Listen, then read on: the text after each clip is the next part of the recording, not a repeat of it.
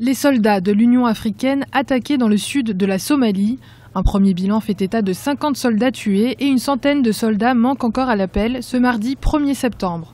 L'attaque a eu lieu à l'intérieur de la base de Djanaleh, à 80 km au sud de Mogadiscio. Il se trouve que sur cette base-là, il semble que la position était dégarnie de certains moyens nécessaires à sa défense parce qu'ils étaient affectés à un autre champ d'opération.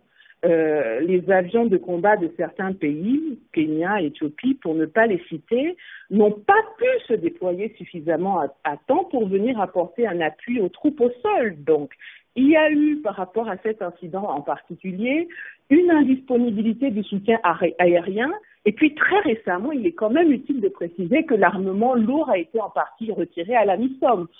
Les Chebabs somaliens auraient attaqué la base par vagues, envoyant dans un premier temps des véhicules suicides. Les soldats de l'AMISOM ont été surpris dans leur base.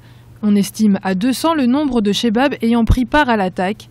Pour de nombreux observateurs, c'est toute la stratégie militaire de l'AMISOM qui est remise en cause. En réalité, cet événement tragique, comme je vous le dis, qui intervient après d'autres événements similaires, pose une question majeure.